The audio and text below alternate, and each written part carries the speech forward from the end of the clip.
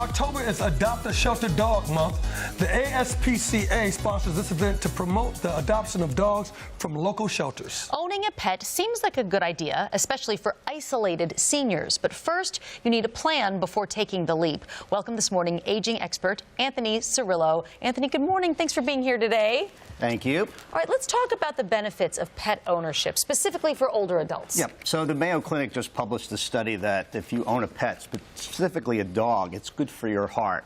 But it makes sense, right? If you have a dog, you have to walk it. That's right. Physical activity. So it helps you enjoy life, feel love, less stress. It gives you a sense of purpose, have a routine. It connects you to other people. It could even make you kind of forget your aches and pains. So there are lots of benefits, and now it's even proven that there's health benefits as well. So it's pretty cool. So what are some of the things that you need to consider if you're a planner, if you're older, owning a dog? Yeah, so sometimes they debate whether, you should be a first-time pet owner at, older age. Now, I've had dogs in my life, but I haven't had for 20 years. So, I think it's something you could talk about, but I don't think it's a huge issue. But you do need to consider your functional limitations. I mean, a dog has to be walked. Yes. Sometimes the dog can walk you, right? So you have to understand that. Then there's a debate about whether do you buy a puppy or a kitten, because then you have to train the puppy or a kitten. Or if you buy an older dog, then you have to face the prospect it might be ill, and then at some point, it might pass, and that could be very traumatic for the senior. You have to have a backup plan if you're hospitalized or if you're going to go into assisted living.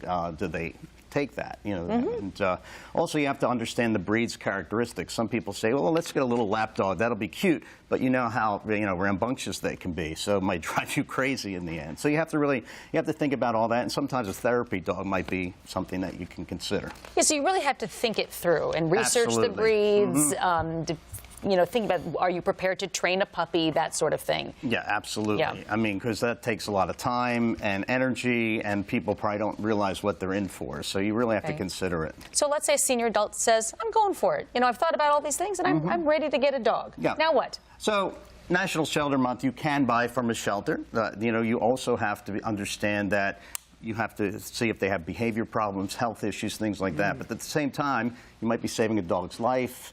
Hoping to, overpopulation, you could reduce that, and even cruelty to animals, you could help reduce that. So all good benefits to do that. But if you buy from a breeder, or a pet store, it's going to cost you a lot more money.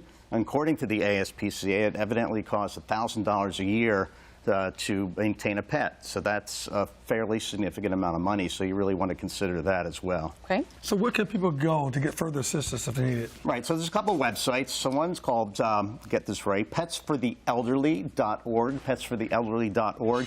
And it helps actually pay for sheltered dogs if you adopt them with participating shelters. I think 10% off, and they pay for vaccinations and things like that. The other one is called petfinder.com, petfinder.com, and it's a database of shelters as well as animals. And then locally, I kind of reached out to the Humane Society here in Charlotte, and it's humanecharlotte.org.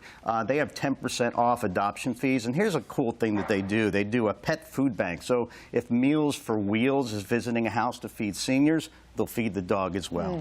And so you also, you have to keep in mind, as we started out in the intro, senior isolation. It actually is as damaging to your health as smoking 15 cigarettes a day. Senior isolation, is that damaging to your health? 15 cigarettes a day.